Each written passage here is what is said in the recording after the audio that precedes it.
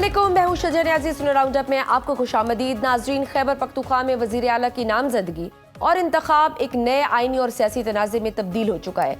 Peshawar high court ने governor Khyber Pakhtunkhwa को कल नौ मुंतखब वज़ीर आला सुहेल अफरीदी से हल्फ लेने का हुक्म दे दिया है। पेशावर हाईकोर्ट ने नौ मुंतखब वज़ीर आला से हल्फ लेने से मुताल्लिक दरख्वास्त पर महफूज फैसला सुना दिया। अदालत ने कहा है कि गवर्नर खैबर पख्तूनख्वा नौ मुंतखब वज़ीर आला सुहेल अफरीदी से बुध के दिन 4 बजे हल्फ लें। अगर गवर्नर ने हल्फ नहीं लिया तो उसी दिन स्पीकर नौ मुंतखब वज़ीर आला से हल्फ लें। दूसरी जानब JUIF ने सुहेल अफरीदी के इंतखाब को ही चैलेंज करते हुए मौक़िफ़ अपनाया है कि अली अमीन का इस्तीफ़ा मंजूर हुए बगैर नया इंतखाब गैर कानूनी है। इस सूरत हाल में सूबा एक गैर यकीनी कैफियत का शिकार है। उधर PTI के रहनुमाओं की अफगान पॉलिसी पर मुसलसल गुफ्तगू जारी है। नौ मुंतखब वज़ीर आला सुहेल अफरीदी ने कल बात की तो आज रुकने कौमी असम्बली शाहिद खटक ने कबायली अमायदीन पर मुश्तमिल वफ्द के जरिए अफगानिस्तान से मुज़ाकरात का मुतालबा दोहरा दिया। लेकिन वफाकी हुकूमत के नुमाइंदे अमीर मुकाम वाजे कर चुके हैं कि बैरूनी मामलात सूबों का नहीं मरकज का इख्तियार है। सवाल यह है कि आखिर इस इकदाम से अपोजिशन को क्या हासिल हुआ? क्या ये बहरान इमरजेंसी या गवर्नर राज की सिमत बढ़ रहा है? कोई ऐसा कदम उठाया जाता है तो ऐसी सूरत में PTI की अगली हिकमत अमली क्या होगी? इस तनाज़े पर बात करने के लिए प्रोग्राम के सिलसिले में हमारे साथ मौजूद है सूबाई वजीर खैबर पख्तूनख्वा रहनुमा तहरीक इंसाफ मीना खान अफरीदी। आपको वेलकम करते हैं सुनो राउंडअप में। मीना खान साहब, महफूज फैसला तो पेशावर हाई कोर्ट ने सुना दिया है और आपके हक में सुनाया और कल हल्फ लेने का हुक्म भी दे दिया, और अगर गवर्नर नहीं लेते तो यहाँ तक कहा गया है कि स्पीकर ले लेंगे। मगर ऑब्वियसली वफाक की अलामत गवर्नर के साथ अगर इस तरह की लड़ाई हो तो वफाक के साथ मामलात मजीद पेचीदा हो जाएंगे, तो फिर कैसे आप अपने सूबे के मामलात चलाएंगे? बिस्मिल्लाहिर्रहमानिर्रहीम, बहुत शुक्रिया। देखिए, आज का फैसला आ गया है और मैं तो समझता हूँ कि जितना जल्दी हो सकता था। यानी हाँ, उन्होंने चीफ जस्टिस साहब ने डायरेक्शंस दी है गवर्नर साहब को, अगर नहीं करते तो फिर स्पीकर साहब जो हैं हल्फ लेंगे कल इंशाअल्लाह ताला। और जो इनके इंटेंशंस हैं, पहले उसके ऊपर इबहम पैदा करना, फिर हमारे वज़ीर आला सुहेल अफरीदी साहब की शख्सियत के ऊपर बातें करना विफाक की तरफ से और वहाँ के उनके जो मिनिस्टर्स हैं उनकी तरफ से, फिर यहाँ पे गवर्नर का जो है इस्तीफे के मामले के ऊपर शकूक और इबहम पैदा करना, तो ये उनके इंटेंशन शो करते हैं कि वो क्या सोच रहे हैं।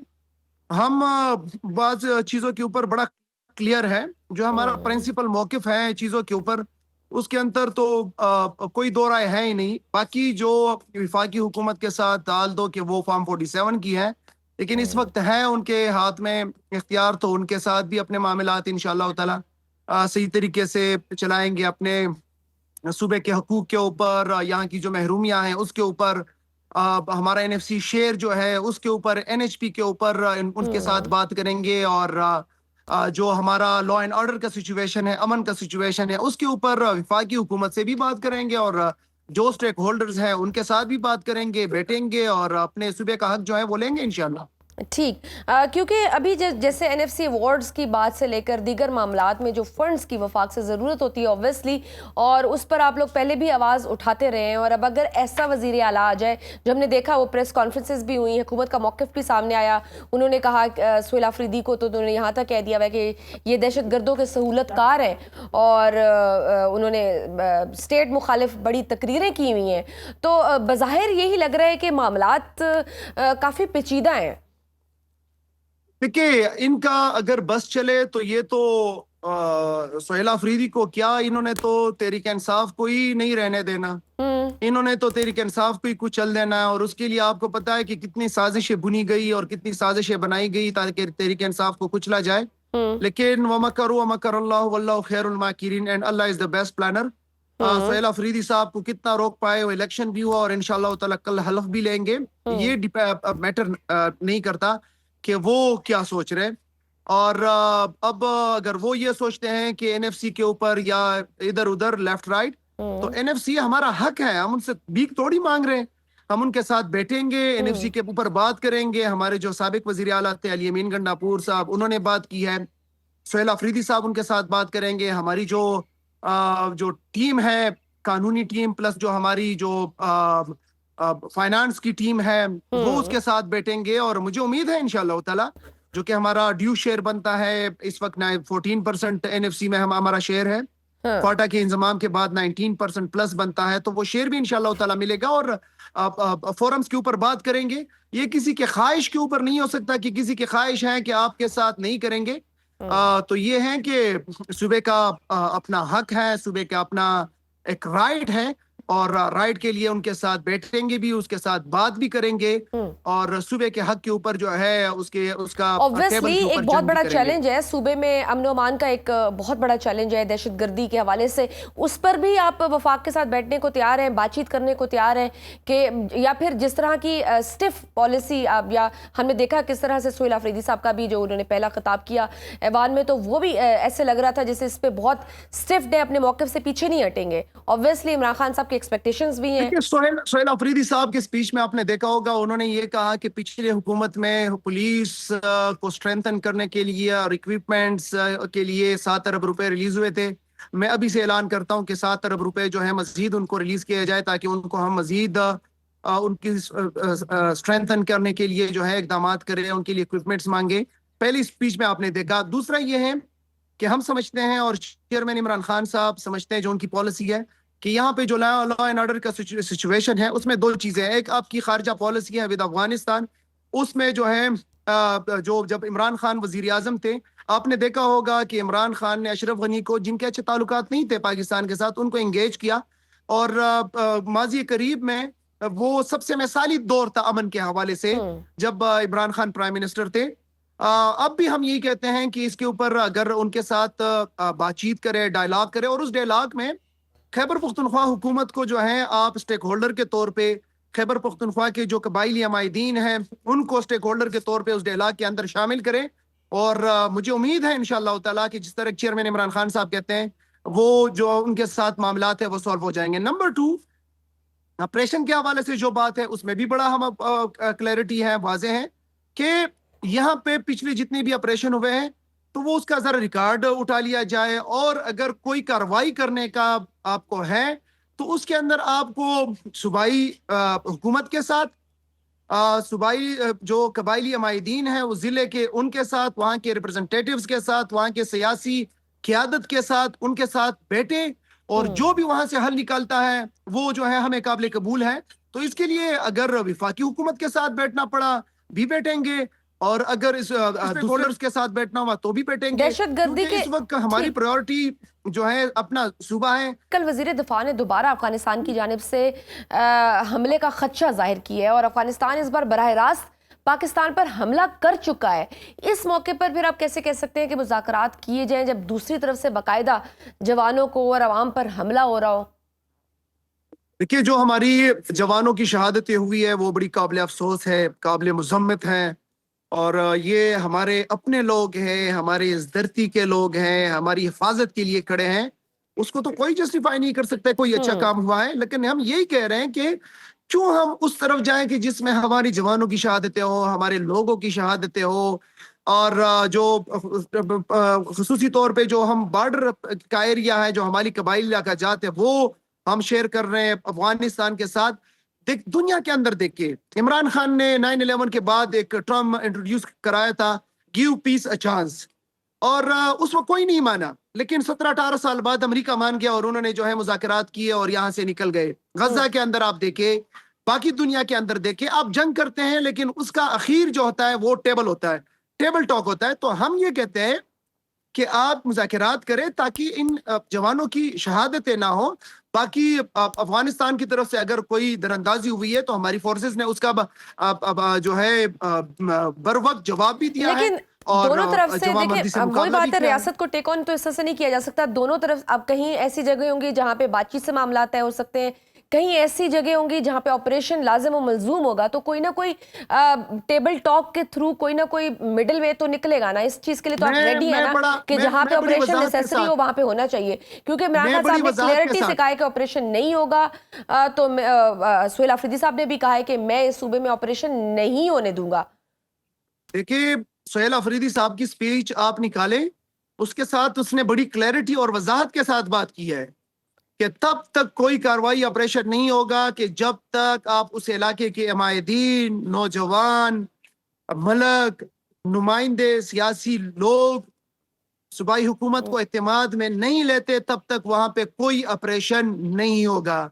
अब इसके अंदर अगर वहां के लोग कोई फार्मूला निकालते हैं तो वो अलग बात है, लेकिन यूनिलिटरली कि आप आ जाए और एक कार्रवाई शुरू करें जिससे कोलेटरल डैमेज हो, जिससे हमारे अपने लोग शहीद हो, मासूम लोग बच्चे जो हैं शहीद हो, तो इस तरह की कार्रवाई की इजाजत नहीं दी जाएगी। ठीक, क्योंकि इस वक्त खैबर पख्तूनख्वा में बाकायदा जंग जैसा माहौल है, खवारिज और भारत की प्रॉक्सी सूबे में एक्टिव है, रियासत की पोजीशन बड़ी वाज़ेह है कि भरपूर जवाब देना है। अगर आप लोग इस तरह की मुखालफत में जाते हैं और इस तरह के बयानात देते हैं तो डोंट यू थिंक कि ऐसी सिचुएशन में फिर जो ताक में बैठा हुआ है आपका दुश्मन, वो आपकी इन्हीं इख्तलाफात की बिना पर इस कमजोरी का फायदा उठा सकता है? बीबी मुझे जरा ये बताएं ना, लॉजिकली आप इस्लामाबाद में बैठ के, मैं एग्जांपल के तौर पे कह रहा हूँ, आप इस्लामाबाद में बैठ के पेशावर का अच्छा तज्जिया और डिसीजन ले सकती है, या मैं पेशावर में बैठ के पेशावर का अच्छा तज्जिया और पेशावर का अच्छा डिसीजन ले सकता हूँ? देखिए, हम ये नहीं कह रहे कि नहीं होनी चाहिए, हम ये कह रहे हैं कि यूनिलिटरली नहीं होनी चाहिए। ठीक, हम ये कह रहे हैं कि उन लोगों को आप इत्तेमाद में ले, उन लोगों के साथ बैठे, उन लोगों के साथ मामलात तय करे कि किस तरह होना चाहिए, किस तरह इसका हल निकलता है, उसके बाद कोई कार्रवाई करे, कोई काम करे। आप यूनिलिटरली काम करेंगे तो उससे और मजीद मसले पैदा होंगे, उससे मजीद जो है, आज अगर आप 5 लोगों को कोलेटरल डैमेज में मारेंगे तो कल 10 लोग निकलेंगे, 10 को मारेंगे तो 50 निकलेंगे, तो इसी तरह ये बढ़ते जाएगा। लिहाजा पॉइंट बड़ा वाज़ेह है, इसके अंदर कोई इबहाम ही नहीं है कि जो भी करना है वहां के लोगों की मशावरत से हो, वहां के लोगों के साथ मिल बैठ के हो, तब ही जो है इसका पायदार हल निकलेगा। नहीं तो ये तो आप 9/11 के वक्त से करते आ रहे हैं, तो उसका कोई रिजल्ट निकला। गवर्नेंस और करप्शन भी एक बहुत बड़ा मसला है वहां पर। गवर्नेंस भी उस तरह की नहीं हो रही। आपने देखा है कि किस तरह से अली अमीन गंडापुर साहब के दौर में इमरान खान साहब ने बारहा इस चीज़ को खुद भी पॉइंट आउट किया कि अपनी गवर्नेंस को ठीक करें। करप्शन के मामला थे, फिर हमने देखा कि करप्शन इस हद तक चली गई कि अली अमीन गंडापुर साहब के अपने भाई भी उसमें उन मुलव्वस होने की खबरें भी हमने सुनी। तो उस सारे मामला को भी जी, ये कैसी करप्शन है कि जिस हुकूमत में जब हम आए तो तब 18 दिनों की तनख्वाह नहीं थी, टोटल 34-35 अरब रुपए जो है आपके खजाने में था और आपका सुबह डिफॉल्ट करने के करीब पहुंच गया था।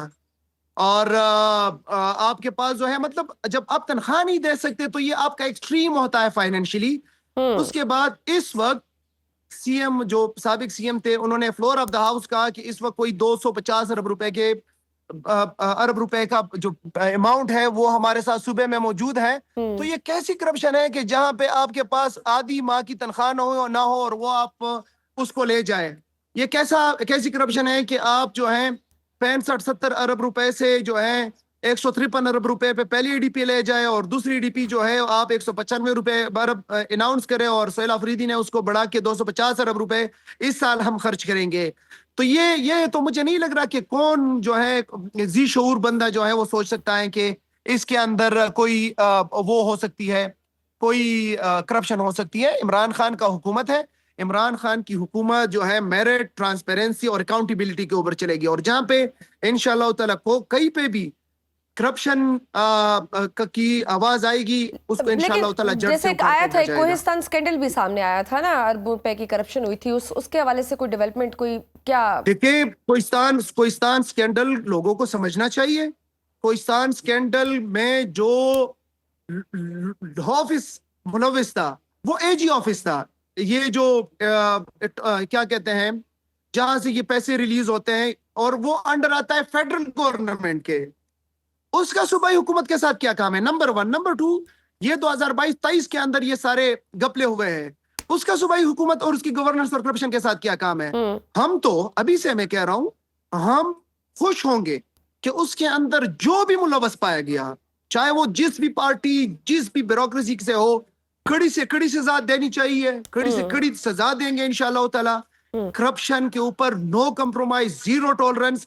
और मैं ये वाजे बता दूं, विफाकी हुकूमत का इदारा, उसके अंडर ये करप्शन हुई, उसका कोई लिंक, अकाउंट, अथॉरिटी सूबाई हुकूमत के हक में नहीं है और ना ही इस हुकूमत के दायरा इख्तियार में, या जो जुरिस्डिक्शन है या जो दौरानिया है उसके अंदर नहीं हुआ। तो ना तो इस हुकूमत का उससे कोई काम है, लेकिन हम चाहेंगे कि उन किरदारों को जो है कि फिर किरदार तक पहुंच जाए और मजीद जो है अभी आपके शो में कह रहा हूं कि करप्शन के लिए जीरो टॉलरेंस, नो कम्प्रोमाइज इंशाल्लाह। ठीक, बिल्कुल सही। तो आगे मीना खान साहब आगे बताइए कि आगे क्या हम इमरान खान साहब की रिहाई के हवाले से कोई हिकमत अमली होती हुई देख रहे हैं? कोई ऐसा कोई रेजिस्टेंस, कोई ऐसी जलसा या कोई एहतजाज? देखिए इस वक्त पूरी पार्टी एक पेज के ऊपर है। हमारी जो मरकजी तंजीम है, पार्टी है, सूबाई तंजीम है, सूबाई हुकूमत है, हमारे नौजवान हैं, तमाम लोग जो हैं एक पेज के ऊपर है। और इमरान खान ने हमारी एक ट्रेनिंग की हुई है। पार्टी बैठेगी, एक फोरम है पॉलिटिकल कमेटी का, वो बैठेगा। उसके बाद जो भी लाहेअमल होगा, हम जो है जो जलसा जुलूस है उसके ऊपर भी अगर डिसाइड हुआ जाएंगे। सूबाई हुकूमत, वजीर आला उसको मुकम्मल तौर पे बैक करेंगे। और जैसे इमरान खान ने कहा कि हम इस मुज़ाकरात के ऊपर बिलीव करते हैं, तो हम मुज़ाकरात के ऊपर भी बिलीव करते हैं। अगर वो चाहते हैं मुज़ाकरात से नतीजा निकल सकता है, हम बैठेंगे, हम इमरान खान साहब ने तो कह दिया ना कि मुज़ाकरात अब नहीं होंगे, उनकी रिहाई के मामले पे तो हुकूमत से कोई मुज़ाकरात नहीं होंगे, रूल ऑफ लॉ हो और ये मुल्क तरक्की करे। बिल्कुल। तो अब मुझे ये बताएं, सुहेल अफरीदी साहब के पास ऐसा क्या है, ऐसा वो क्या करेंगे जो गंडापुर साहब नहीं कर सके? देखिए गंडापुर साहब ने भी अपनी मेहनत की है, उन्होंने सूबे को चलाया है, उन्होंने हकीकी आज़ादी के तहरीक को लीड किया है। अब ये कप्तान का फैसला है कि कप्तान ने जो है वो चेंज की है, फील्डिंग चेंज की है। तो इमरान खान की पार्टी है, उनकी मर्जी है। उन्होंने पहले अली अमीन साहब को कप्तानी दी, सुहेल अफरीदी साहब को जो है तो चेंज करने की मीना साहब, चेंज करने की कोई रीजन भी तो होंगी ना? देखिए मैं यही आपको कह रहा हूँ ना कि डिलीवर नहीं कर सके वो उस तरह से। इमरान खान के फैसले में कोई रीजन देखने की जरूरत नहीं है। इमरान खान का फैसला है, अली अमीन साहब ने एक्सेप्ट किया, floor of the house accept किया। इट मींस कि गंडापुर साहब इमरान खान साहब की एक्सपेक्टेशंस पे पूरे नहीं उतरे। इट मींस कि गंडापुर साहब इमरान खान साहब की एक्सपेक्टेशंस पे पूरे नहीं उतरे या उस तरह से परफॉर्म नहीं कर सके, तो कप्तान को फिर फील्डिंग चेंज करनी पड़ी है। देखिए मैं इस वक्त हमारी पार्टी के अंदर जो है बेहतरीन इत्तेफाक है, उसको खान साहब ने अप्रिशिएट भी किया। आज भी उस खान साहब ने उसको अप्रिशिएट किया हुआ है। ये है कि बाजों का जो है किसी को वन डाउन खिलाना पड़ता है, फिर वन डाउन को थर्ड पोजीशन पे खिलाना पड़ता है। तो खान साहब से ज्यादा कौन इसको बेहतर जानता है कि कौन से खिलाड़ी को कौन से पोजीशन के ऊपर खिलाना है। उन्होंने जो है थोड़ी चेंज की है फील्डिंग, तो इंशाल्लाह ताला रिजल्ट निकले। बहुत शुक्रिया मीना खान अफरीदी साहब हमारे साथ मौजूद थे, पीटीआई के रहनुमा हैं। गुफ्तगू आपने सुनी। वक्त छोटी सी ब्रेक का, देखते रहिए सुनो राउंड। वेलकम बैक टू सुनो राउंड। अब नाज़रीन, दिहाइयों पर मुश्तमिल इसराइल और फ़लस्तीनी तनाज़े में बिलाखिर एक मुस्बत पेशरफ्त पाया तकमील तक पहुंची और कल मिस्र में गजा अमन मुआहदे पर बाज़ाब्ता दस्तखत हो गए। इस मौके पर दुनिया के बड़े रहनुमा एक छत तले जमा हुए, जिनमें अमीर कतर, मिस्री सदर, अमरीकी सदर डोनाल्ड ट्रंप, तुर्क सदर तैयब उर्दवान और दीगर आलमी रहनुमा शामिल थे। तकरीब में वज़ीर आज़म पाकिस्तान शहबाज शरीफ समेत फ़लस्तीनी वफूद, आलमी सफारतकार और अक़वाम मुत्तहिदा के नुमाइंदे भी शरीक हुए, जबकि मुतअद्दिद सरबराहान ने वीडियो लिंक के जरिए शिरकत की। मुआहदे के पहले मरहले में हमास ने 20 इसराइली यरगमालियों को रिहा किया, जबकि इसके बदले इसराइल ने 1900 से ज़ायद फ़लस्तीनी कैदियों को आज़ादी दी। तकरीब के दौरान अमेरिकी सदर डोनाल्ड ट्रंप ने अपने खिताब में इसे दुनिया के लिए एक अजीम दिन करार देते हुए कहा कि गजा अमन मुआहदा पूरी दुनिया के लिए उम्मीद का पैगाम है और इस कामयाबी में मिस्र, कतर और तुर्की का किरदार तारीखी नोयत का है। हैरान कुन तौर पर ट्रंप ने अपने खिताब में पाकिस्तानी फील्ड मार्शल आसिम मुनीर को अपना फेवरेट फील्ड मार्शल करार दिया, अगरचे वो तकरीब में मौजूद नहीं थे। इस मौके पर उन्होंने वज़ीर आज़म शहबाज शरीफ को स्टेज पर बुलाया, जो उस वक्त तकरीब में शरीक आलमी रहनुमाओं में वाहिद जनूबी एशिया सरबराह थे। शहबाज शरीफ ने अपने खिताब में ट्रंप के किरदार को सराहते हुए उन्हें अमन के नोबेल इनाम के लिए दोबारा नामजद करने का ऐलान किया। ताहम ट्रंप के इसराइली पार्लियामेंट में खिताब ने कई हलकों में तशवीश पैदा कर दी, जहां उन्होंने कहा कि नेतन्याहू ने ताकत के जोर पर वो सब हासिल कर लिया जो वो चाहता था। कहा कि नेतन्याहू ने ऐसा हथियार मांगे जिनके बारे में मुझे भी इल्म नहीं था। इस बयान ने मुस्तकबिल के तवाज़ुन कुव्वत पर सवालात उठा दिए। दूसरी जानिब भारत की सफारती तन्हाई नुमाया है। किसी बड़े बैन अल-अक़वामी फोरम या अमन मुआहदे में ना तो मोदी शरीक दिखाई देते और ना ही भारत को किसी फ्रीक के तौर पर शामिल किया जा रहा है। अमरीका, यूरोप, चीन, ईरान, हत्ता के मशरक़े वुस्ता भी भारत से फासला बना रहा है। इस तनाई के बायस भारत अब तालिबान रजीम के साथ खड़ा दिखाई दे रहा है, इन्हीं तालिबान के खिलाफ जिन्हें वो कभी दहशतगर्द करार देते थे। इसी तनाजुर में वज़ीर दिफा ख्वाजा आसिफ ने इशारा दिया है कि अफगानिस्तान की जानिब से दोबारा हमले का अंदेशा मौजूद है। अगर अफगानिस्तान दोबारा ऐसी जारहियत करता है तो पाकिस्तान को बराह रास्त जवाब के साथ साथ क्या आलमी हिकमत अमली अपनानी चाहिए? गजा अमन मुआहदे के बाद क्या मिडिल ईस्ट के अमन में देर पा ठहराव आ पाएगा? इन मौजूआत पर बात करेंगे। हमारे साथ मौजूद है माहिर बिन अल-अक़वामी अमूर अहमद हसन अल-अरबी। अहमद, आपको वेलकम करते हैं स्लो राउंड अप में। अहमद, आप क्या समझते हैं कि इस मुआहदे के बाद मशरिक़ वुस्ता वाकई एक नए जियोपॉलिटिकल ऑर्डर की जानिब बढ़ जाएगा अगर वाकयातन इस पर अमल दरामद इन्हीं मानों में हो जाए जो कि ट्रंप की जानिब से पेश किए गए हैं? आप ओवरऑल इस मुआहदे की अहमियत को ग्लोबल सतह पर कैसे देख रहे हैं? जी देखिए, बात वहीं पे आ जाती है जहां से ये सारी शुरू हुई थी। अमेरिका की इंटरनल पॉलिटिक्स का बहुत ज़्यादा रोल है मिडल ईस्ट के अंदर। जो कुछ भी हो रहा है उसके साथ बहुत गहरा ताल्लुक है।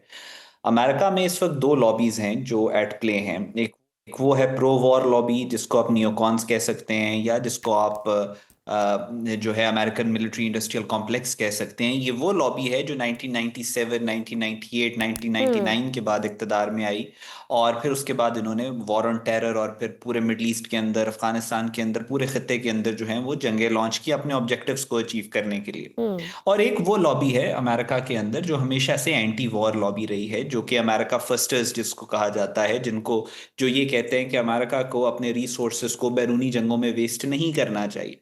और अब डोनाल्ड ट्रंप की शक्ल में वो लॉबी अब इक्तदार में आई है। सो ये दोनों पार्टीज के दरमियान में रिफ्ट है कि हमने जंगों से अपने आप को समेटना है। डोनाल्ड ट्रंप प्रेजेंट करते हैं उस पॉपुलर सेंटिमेंट को जो इस वक्त अमेरिका की आवाम का है। नंबर वन, अमेरिका की आवाम ये चाहती है कि अमेरिका के रिसोर्सेज को अमेरिका में, क्योंकि अमेरिका की इकोनॉमिक जो पोजीशन है वो बहुत ज्यादा डिटीरियोरेट कर रही है। वॉशिंगटन देख लें, फिलाडेल्फिया देख लें, कैलिफोर्निया देख लें, जो इनके अंदर क्राइसिस हैं, होमलेसनेस से लेकर ड्रग एडिक्शन से लेकर जो मास शूटिंग है, वहां तक अमेरिका की प्रॉब्लम्स बढ़ रही हैं। तो वो ये कहते हैं कि हम अमेरिका के रिसोर्सेज को अमेरिका के अंदर इस्तेमाल करें। दूसरी बात यह है कि अमेरिका की जो सोसाइटी है वो बहुत ज्यादा पॉलिटिकली पोलराइज्ड है। और अभी रिसेंटली जो गैलप सर्वे आया है उसमें ये देखा गया है कि despite being the most polarised society in the world, Israel के मामले में बहुत ज्यादा कंसेंसस है कि इसराइल गाजा के ऊपर जेनोसाइड कर रहा है। तो अमेरिकन पब्लिक का भी पॉपुलर सेंटिमेंट यही है कि वो गाजा के जेनोसाइड को रोका जाए। डोनाल्ड ट्रंप क्योंकि पॉपुलर सेंटिमेंट की बेस पे इक्तदार में आए हैं, तो उनकी कोशिश यही है कि कोई इक्वेशन गाजा के अंदर या मिडल ईस्ट के अंदर ऐसी दी जाए कि इसराइल और का जो जेनोसाइड इस वक्त गाजा के ऊपर चल रहा है वो रुक जाए, ईरान के साथ भी कोई डील स्ट्राइक हो जाए, और अमेरिका अपनी फोर्सेस को मिडल ईस्ट से निकाल के यूरोप के ऊपर फोकस कर सके। क्योंकि यूरोप में खदशा ये है कि एक नया महाज खुलने वाला है जो एक्सपैंड होने वाली है, यूक्रेन रशिया की जंग। तो अभी it will be too early to give any conclusive statement, लेकिन ये दो जो फोर्सेस हैं ये आपस में एक टग ऑफ वॉर इनके अंदर चल रही है। ये वक्त ही बताएगा कि कौन जीतेगा। बिल्कुल सही। ट्रंप की तकरीर में फील्ड मार्शल आसिम मुनीर के जिक्र को आप सिंबॉलिक जेस्चर मानते हैं, या आप क्या समझते हैं किसी बड़े स्ट्रेटेजिक प्लान का हिस्सा समझा जा सकता है? क्योंकि इस वक्त पाकिस्तान, भारत, अफगानिस्तान समेत इस खत्ते के मामलात भी दुनिया की निगाह का मरकज है। देखें, इसमें देयर इज नो डाउट कि मार्का हक और बुनियानुल मरसूस के बाद जिस तरीके से पाकिस्तान की मिलिट्री डिप्लोमेसी पूरी दुनिया में एक केस स्टडी बन चुकी है, किस तरीके पाकिस्तान मार्का हक बुनियानुल मरसूस से पहले डिप्लोमेटिकली कहाँ पे था और उसके बाद आज पाकिस्तान कहाँ पे है। Pakistan is the undeclared leader of the Muslim world. पूरी मुस्लिम दुनिया पाकिस्तान की इज्जत कर रही है। ईरान इसराइल की वॉर, आपको याद होगा कि जब फील्ड मार्शल आसिम मुनीर की मुलाकात हुई डोनाल्ड ट्रंप, उसके बाद उन्होंने जो बाहर आके स्टेटमेंट दिया कि मुझे बहुत ज्यादा सीखने को मिला ईरान इसराइल वाले मामले के ऊपर फील्ड मार्शल आसिम मुनीर की ओपिनियन से।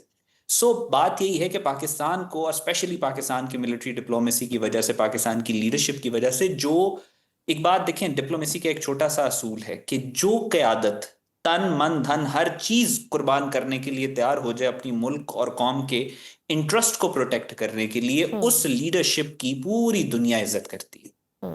सो डोनाल्ड ट्रंप ने, आई थिंक, जब पहली दफा जब मार्का हक बुनियानुल मरसूस हुआ तो पूरी दुनिया ने पहली दफा पाकिस्तान की मिलिट्री लीडरशिप को देखा कि इसका जो पोटेंशियल, इसका विजडम और इसकी जो कैपेसिटी है कि अपने मुल्क और कौम के इंटरेस्ट को प्रोटेक्ट करने के लिए किस हद तक जा सकते हैं। पहली दफा दुनिया ने वो चीज देखी। और जाहिर है जब इस तरह की लीडरशिप होगी, चाहे वो दोस्त हो चाहे दुश्मन हो, वो इज्जत तो करेंगे। बिल्कुल। और अमेरिका की जिस तरीके से डोनाल्ड ट्रंप बार बार कह रहे हैं कि उन्होंने ये जंग रुकवाई, और जिस तरीके से पाकिस्तान डिप्लोमेटिकली आगे बढ़ रहा है, America sees Pakistan as a very reliable and a very powerful partner, जो कि पूरी दुनिया, क्योंकि इस वक्त जैसा मैंने कहा कि अमेरिका में भी पॉपुलर सेंटिमेंट यही है कि दुनिया से जंगें खत्म हो, पाकिस्तान के अंदर भी पॉपुलर सेंटिमेंट यही है, पाकिस्तान की लीडरशिप भी यही चाहती है, Pakistan has appeared as a net stabiliser, और पाकिस्तान जो नेट स्टेबलाइजर के तौर पे अपीयर किया है उसकी गारंटी पाकिस्तान की फोर्सेस हैं और पाकिस्तान की मिलिट्री लीडरशिप है। तो इस वजह से डोनाल्ड ट्रंप जो है वो बहुत पाकिस्तान की अक्सर जो पाकिस्तान की मिलिट्री लीडरशिप है उसकी तारीफ भी करते हैं, और ये एक स्ट्रेटेजिक जो है वो अलायंस की तरफ भी इशारा होता है कि अमेरिका किस तरफ देख रहा है, पाकिस्तान किस तरफ देख रहा है, और दुनिया को क्या मैसेज जाना चाहिए। बिल्कुल। और जैसे से हमने देखा अभी वज़ीर आज़म शहबाज शरीफ को भी आलमी रहनुमाओं में से वाहिद वो शख्स हैं जिनको स्टेज पर बुलाया गया डोनाल्ड ट्रंप साहब की जानिब से। डेफिनेटली ये भी एक ग्लोबल रेलेवेंस का इशारा समझा जा सकता है, क्योंकि सफारती मामलात में इन छोटे छोटे साइंस की बड़ी अहमियत होती है, जेस्चर्स होते हैं कि बाकी सारे भी वहाँ पर रहनुमा मौजूद थे, लेकिन प्राइम मिनिस्टर शहबाज शरीफ साहब को मौका दिया डोनाल्ड ट्रंप साहब ने बोलने का, और उन्होंने तारीफ भी की। फिर जो फेवरेट उन्होंने जिस चीज़ पे कहा कि फेवरेट है मेरे फील्ड मार्शल, उस पे इंडिया में भी बहुत ज़्यादा, इंडिया मीडिया तो बहुत वावेला मचा रहा है, उनको हजम नहीं हो रही है स्टेटमेंट। जी देखिए, इंडिया का डाउनफॉल है, पाकिस्तान की तरक्की जो है, इंडिया ने इस वक्त अपने 70-80 सालों की सबसे बड़ी गलती इस जो अभी तारीख जिस तरफ मुड़ रही है और हालात जिस तरफ जा रहे हैं, इंडिया ने वो गलती ये की है कि इंडिया ने अब पाकिस्तान की जो बेहतरी है या पाकिस्तान के राइज के साथ अपने डिक्लाइन को मुंसलिक कर लिया। तो अब पाकिस्तान तो बहुत तेजी के साथ राइज कर रहा है, पाकिस्तान की लीडरशिप की पूरी दुनिया इज्जत कर रही है। पाकिस्तान आप देखें पिछले 6 माह में, आप मीडिया के थ्रू कवर कर रही हैं, आप देखें हर नया दिन जो सूरज तुलू होता है उसमें आप देखती हैं कि पाकिस्तान को इंटरनेशनल फोरम के ऊपर मजीद इज्जत मिल रही है, पाकिस्तान को इंटरनेशनल फोरम के ऊपर पजीराई मिल रही है, चाहे चाइना हो, चाहे अमेरिका हो, चाहे रशिया हो, चाहे मुस्लिम वर्ल्ड हो, चाहे यूनाइटेड नेशन जनरल असेंबली हो, जिस तरह से पाकिस्तान के प्राइम मिनिस्टर ने यूएन जनरल असेंबली में तकरीर की, और जिस तरीके से अनडिक्लेयर्ड लीडरशिप इनके पास थी, पूरे मुस्लिम वर्ल्ड के इश्यूज को इन्होंने उजागर किया, सिर्फ पाकिस्तान के नहीं। जिस तरह से आपने वो मशहूर तस्वीर देखी होगी कि कतर के अमीर और इजिप्ट के लीडरशिप, और जिस तरीके से इंडोनेशिया की लीडरशिप प्राइम मिनिस्टर के साथ बैठी हुई उनको बता रहा क्या क्या कुछ हो रहा है, तो वो आइकॉनिक पिक्चर है। और जिस जिस तरह पाकिस्तान ऊपर जा रहा है उस तरह इंडिया के अंदर आप ये सफ़े मातम और ये रोना धोना मजीद देखते चले जाएंगे। अभी तो 2025 अभी तो सिर्फ शुरुआत है, अभी तो आगे देखे 2026 2027 में क्या होने वाला है। जो ट्रेजेक्ट्री जा रही है पाकिस्तान की फॉरेन पॉलिसी की, अभी जो पाकिस्तान की अचीवमेंट्स हैं वो आपको आने वाले दौर में ऐसा लगेगा वो कुछ भी नहीं थी, जो अल्लाह ताला आगे पाकिस्तान को इज्जत देने वाला है। इंशाल्लाह। नाजरीन, वक्त है छोटी सी ब्रेक का, देखते रहिए सुनो राउंडअप। वेलकम बैक टू सुनो राउंडअप। अच्छा, इसमें एक प्राइम मिनिस्टर शहबाज शरीफ की जानिब से डोनाल्ड ट्रंप को नोबेल अमन इनाम के लिए दोबारा नामजद करने का ऐलान, आप क्या समझते हैं कि वाज इट फेयर इनफ, क्या ज़रूरत पेश आई थी? क्योंकि हम देख रहे हैं कि अंदर पाकिस्तान के अंदर भी काफ़ी मुख्तलिफ राय पाई जाती है इस हवाले से। तो जब एक दफ़ा पहले कर दिया था नॉमिनेट, तो अब दोबारा यू थिंक कि इसकी ज़रूरत थी इतने बड़े प्लेटफॉर्म पे दोबारा से उनको नॉमिनेट करने की? देखिए, बात ये होती है कि डिप्लोमेसी की जो गेम्स होती हैं वो बहुत ज़्यादा सेंसिटिव होती हैं। भारत का जो डिक्लाइन की वजह क्या है? भारत के डिक्लाइन की वजह यह है कि उन्होंने अपनी फॉरेन पॉलिसी को कनेक्ट कर दिया है अपनी इंटरनल इलेक्टोरल पॉलिसी के साथ। लिहाजा वो चीज़ें जो उनको इंटरनल पॉलिटिकल इलेक्शन नहीं जितवा सकती, वो फॉरेन पॉलिसी के अंदर भी वो बातें नहीं करते। और ये प्रॉब्लम होती है हर उस मुल्क की, क्योंकि फॉरेन पॉलिसी ज़्यादातर अनपॉपुलर होती है। आप अगर ये देखें कि आपकी सिर्फ वो चीज आप करें फॉरेन पॉलिसी के अंदर जो आपकी इंटरनल ऑडियंस को खुश करे, तो आपकी फॉरेन पॉलिसी फिर डिक्लाइन का शिकार हो जाती है। फॉरेन पॉलिसी में अक्सर आपको बहुत सारे ऐसे डिसीजंस भी लेने पड़ते हैं जो मुल्क को कौम के लिए ठीक होते हैं लेकिन अनपॉपुलर होते हैं। This is a normal practice. जब आपको याद होगा कि ईरान इसराइल की जंग हो रही थी और डोनाल्ड ट्रंप ने ट्वीट किया था कि इवैक्यूएट तेहरान, इसको आप देखा जाए तो it was a nuclear threat कि तेहरान को खाली कर दो। तो उसके बाद फील्ड मार्शल आसिम मुनीर की मुलाकात हुई डोनाल्ड ट्रंप के साथ, और फिर उसके बाद हमारी गवर्नमेंट ने डोनाल्ड ट्रंप को नॉमिनेट किया नोबेल पीस प्राइज के लिए। तो उसके बाद आपने देखा कि सिचुएशन 24 घंटों के अंदर चेंज हो गई, अमन की बातें होना शुरू हो गई, नोबेल पीस प्राइज की डोनाल्ड ट्रंप ने बात की, पीस की बात की, अमन की बात की, और उसके बाद ईरान इसराइल की जंग रुक गई। तो अब आप रिट्रोस्पेक्टिवली सोचें कि एक अवार्ड के लिए अमेरिकन प्रेसिडेंट को नॉमिनेट करने से अगर ईरान इसराइल की जंग रुक गई, उस वक्त भी अनपॉपुलर था, लेकिन अगर वो जंग रुक गई तो उसका फायदा हुआ कि नुकसान हुआ? और उसी तरह आप देखें अभी जो रशियन प्रेसिडेंट है, हालांकि दुश्मनी है अमेरिका की रशिया के साथ, तो रशियन प्रेसिडेंट ने इवन थोड़े दिन पहले नोबेल पीस प्राइज से रिलेटेड डोनाल्ड ट्रंप के बारे में बयान दिए। सो अगर कहना पड़ गया, अगर उन्होंने कह दिया या उनको ऐसा लगा कि ये ठीक है, तो आई थिंक कि इसके जो लार्जर जियोपॉलिटिकल आउटकम है उसको देखना चाहिए। हमें लॉजिकली रैशनली सोचना चाहिए। अगर प्राइम मिनिस्टर शहबाज शरीफ के डोनाल्ड ट्रंप को नॉमिनेट करने से अगर अमन आता है मिडिल ईस्ट के अंदर, तो आई थिंक इसमें कोई फेयर इनफ, फेयर बुराई इनफ, नहीं है। बिल्कुल, अगर तो ऐसा है तो फिर तो फेयर इनफ। अगर इससे अमन आता है। बिल्कुल ठीक। अहमद, इस मुआहदे में भी 3 ममालिक अहम तरीन रहे जिन्हें ट्रंप समेत इसराइल और हमास ने बहुत संजीदा लिया, जिनमें टर्की, मिस्र और कतर शामिल है। क्या आप समझते हैं कि इन तीनों ममालिक के दरमियान ये सफारती हम आहंगी मुस्तकबिल में एक नया अमन ब्लॉक तश्कील दे सकती है? जी बिल्कुल ऐसे ही है। देखें, अमेरिका भी अब इस दुनिया को, जो अमेरिका का भी तरीकेकार है देखने का, वो अमेरिका, जैसे मैंने आपको बताया कि वो निकलना चाह रहा है जंगों से। अभी रिसेंटली डोनाल्ड ट्रंप को यूक्रेन के अंदर से कोई एक स्टेटमेंट इस तरह किया है कि हमें रशिया से खतरा है या ये वो। तो डोनाल्ड ट्रंप ने बाकायदा तौर पे बयान दिया कि जो कीव है, यानी जो यूक्रेनियन कैपिटल है, उसको इन मसाइल के लिए रशिया से रिलेटेड वॉशिंगटन की तरफ देखने की बजाय बर्लिन और ब्रसल्स और जो यूरोपियन कैपिटल्स हैं उनकी तरफ देखना चाहिए, विच इज अ साइन कि अमेरिका अपने आप को इवन यूरोप से भी टू सम एक्सटेंट समेटना चाह रहा है। सो वो, लेकिन उनके गले पड़ चुकी है रशिया यूक्रेन वाली जंग। बिल्कुल। दूसरी तरफ जो मिडिल ईस्ट के अंदर भी आप देखें तो अमेरिका की सिक्योरिटी गारंटीज जब डिस्टर्ब हो रही हैं, अमेरिका जब इवैक्यूएट करना चाह रहा है सिक्योरिटी इंफ्रास्ट्रक्चर को मिडिल ईस्ट के आहिस्ता आहिस्ता, तो अमेरिका कोई ना कोई ऑर्डर या कोई ना कोई सिस्टम तो यहां पे आएगा।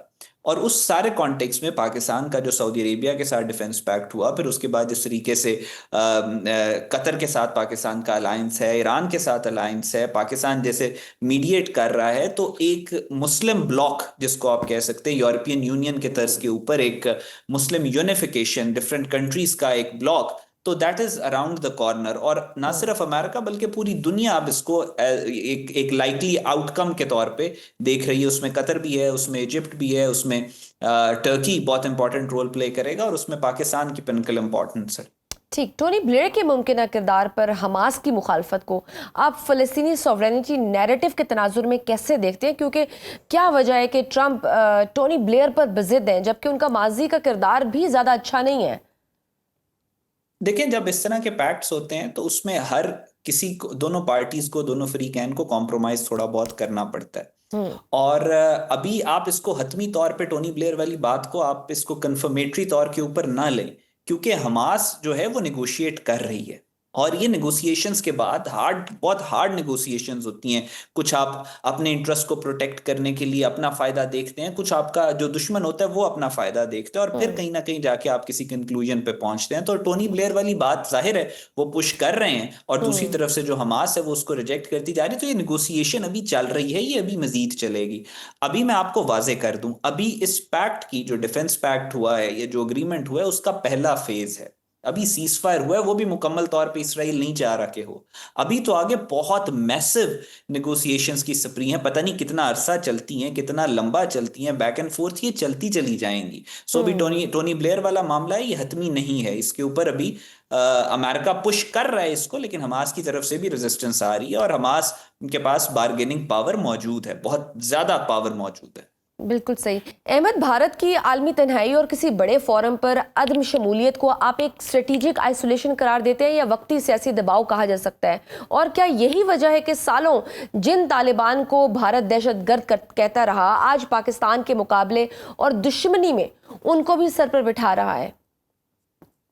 जी देखें, बात यही है कि भारत ये जो अफगान तालिबान या अफगान रजीम है उसकी तरफ से ये बहुत बड़ा ब्लंडर और मिसकैलकुलेशन थी।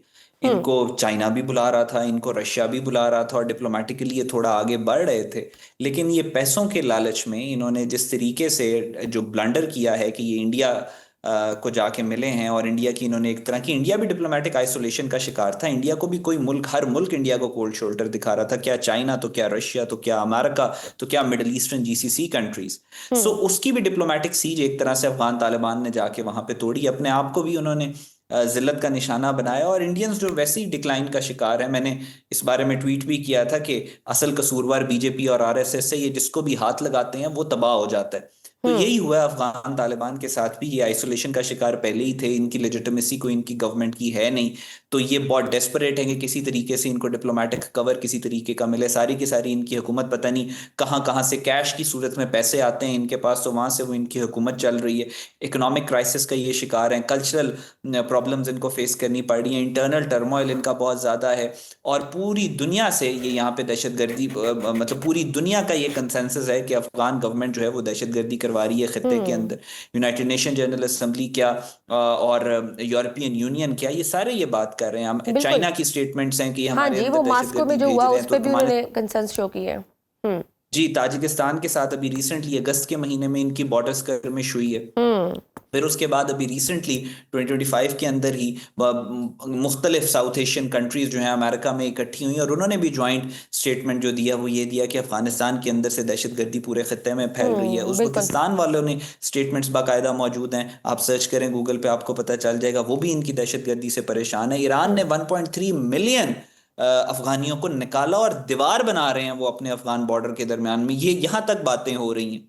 सो अफगानिस्तान इज बेसिकली एक टेरर हब बन चुका है, और उस टेरर हब के जो गैंगलॉर्ड्स हैं वो अफगानिस्तान में इस वक्त अपनी जो हुकूमत बना के बैठे हुए हैं, जिनको अफगान तालिबान कहा जा रहा है।